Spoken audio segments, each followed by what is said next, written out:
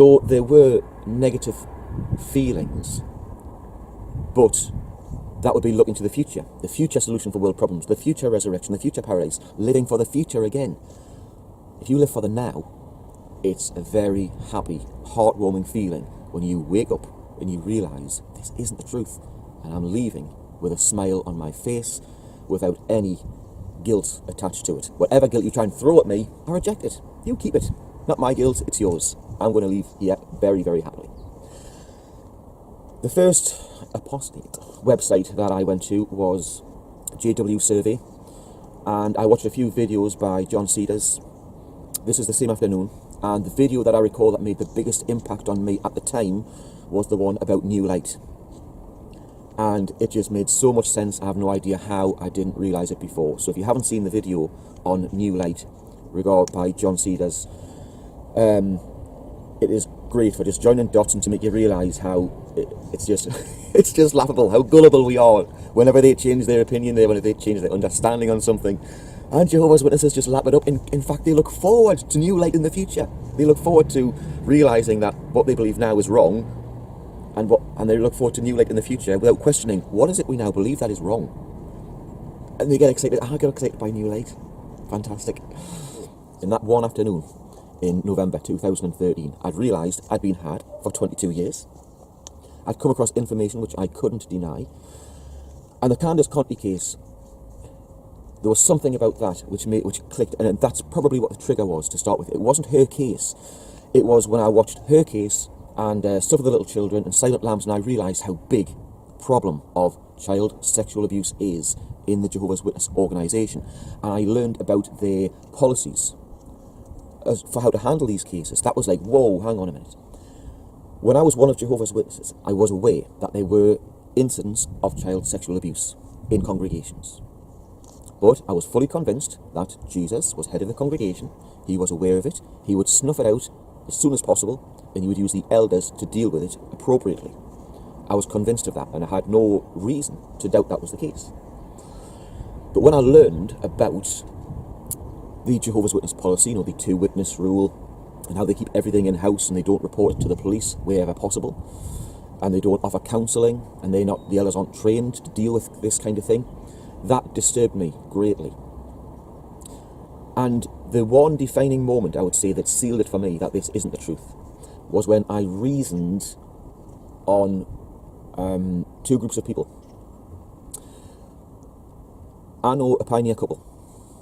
They were working part-time, pioneering in the northeast of England. But they wanted to serve where the need is greater, or where the greed is greater, to put it more appropriately. So they started to plan to go to South America, to Suriname. And they gave up their employment.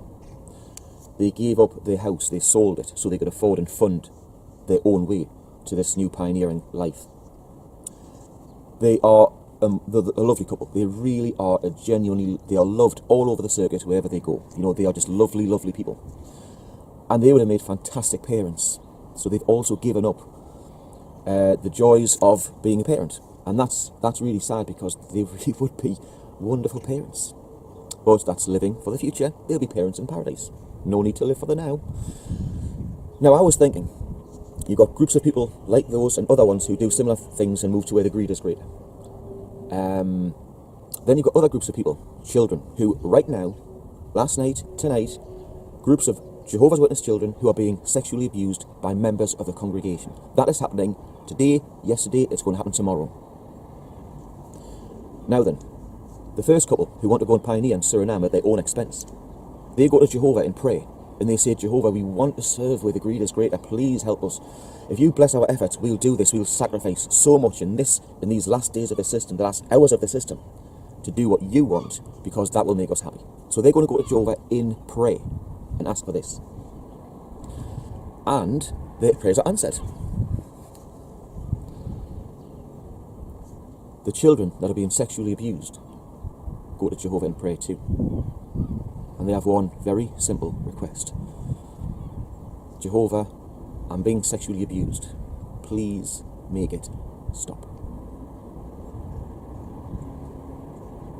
If you are the receiver of that request, if you're Jehovah, whose prayer would you answer first? Whose prayer would be the priority? The couple who want to serve, where the greed is greater, or the child who is being sexually abused? There's no doubt, is there? You wouldn't even listen to the ones who are pioneering until you sort out the one who's being sexually abused. Protect them, comfort them, give them the support and assurance it's not going to happen again. You're in a safe place now, you're protected. We'll help you get through this. That's what you would do if you were the receiver of that prayer and you could do something about it. So in an instant, that all computed in my brain. Jehovah would not answer the prayers of a pioneering couple, and at the same time ignore the prayers of a child being sexually abused because there's no second witness and there's no confession from the alleged abuser. It was absolutely nonsense that in these last days, when we are name calling and labelling all these other religions for their child abuse problems, ours, the Jehovah's Witness organisation, has a huge problem, but because it's hidden so well from the members of the organisation, you don't think there's a problem there. And that resonated with me immediately, and I thought, there's no way this can be the truth. There's no way Jehovah could do that. And so when I realised the scale of the child sex abuse problem and how nothing was being done about it, and how Jehovah just would not turn his back on these prayers, he would not do it. A human couldn't do it. So why would Jehovah? Of course he wouldn't. So that to me sealed it. It's not the truth. And from there, that's when the doctrinal things come into play. Yes, I did have doubts for years about doctrines that did not make sense, or that I did not understand, or that just bothered me. I won't go into these now. All I'll say is, very faithfully, to the faithful and discreet slave, I left it in Jehovah's hands. I did not do any independent research. I didn't go on apostate websites. I just thought, it will come out in Jehovah's time. I was told, who do you think you are? Who do you think you are that, Jehovah should say, okay, Carl, I hear your question, I'll answer you? No, you're not important enough for that, man. You wait for Jehovah. And so I thought that was a bit harsh, but I accepted it. I accepted, the meaning behind it. I can't tell Jehovah when to reveal truths. So I accepted that part of it. But I still thought it was harsh the way it was being said to me. But yes, I thought, wait on Jehovah. What you're really doing when you say wait on Jehovah is you put it to the back of your mind and you are suppressing those doubts. You're pushing them down and don't let them come to the front of your mind. Wait on Jehovah. Live for the future. It never comes.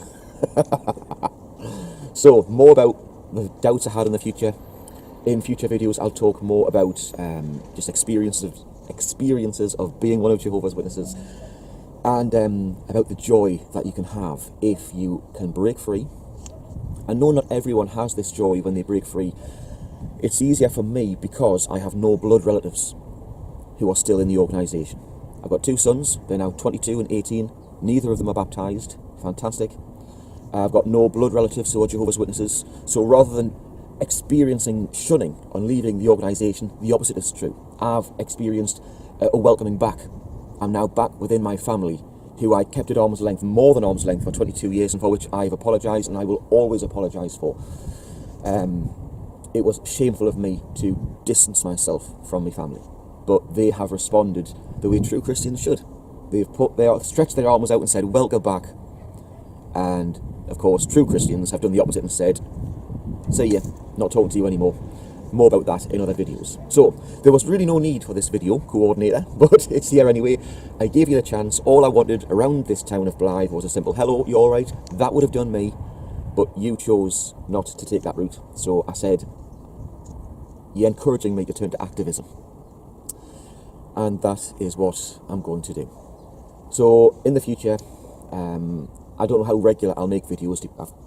I'm limited for time, but I've got a few things in mind that I want to do, and I'm going to enjoy it. And I know Jehovah's Witnesses are nosy gossipers, and some of them will not resist watching these videos in the future. I know that for a fact. They'll deny it, they'll lie, but I know certain ones who already watch them. So I also leave my Facebook page wide open to anyone, and the reason I do that is because I know Jehovah's Witnesses are nosy gossips. And I just want them to show, look, you can leave and be very, very happy. When you see me enjoying my new life on Facebook, it's not fake. It's genuine. I really am this happy. You can be happy when you walk out of this door. In fact, I think you'll experience happiness beyond all measure when you walk out of here. But of course, not everyone can leave in the same manner. Some have got to be carefully planned and try and fade. There's family things to take into consideration, so leave in your manner. But certainly, this is where the happiness is. Forget about living in the cocoon of the truth and the world. We're all on this plane together. We all live on Earth together. We are all in the same group of people, of humanity. There is no such thing as the truth. There's no such thing as the world. We are all together in one huge, massive humanity. Once you break down that psychological barrier of us and them, it's easy to then come back into what is, a normal life, break through the cocoon. Brenda Lee reference, out of the cocoon. And, enjoy life. Don't live for the future. Live for now. Ask yourself what makes you happy. Do more of it. Plan for the future and have long-term goals. Yes. Don't just live a hedonistic lifestyle of living for the now and just burning yourself out. But there's so much happiness to be had. And I hope that some of you Jehovah's Witnesses will have the strength to just examine your life, examine what you believe, and ask yourself, are you truly happy? It is. I'll also include an example of how I'm convinced leaving the Jehovah's Witness organisation is good for you, good for your health, good for everything about you, your mental health, your physical health. It really is good. And here's why. I used to be a window cleaner, surprise, surprise. I was a window cleaner until 2001 for about 10 years, 9 years, maybe 10 years. Hated it with a passion.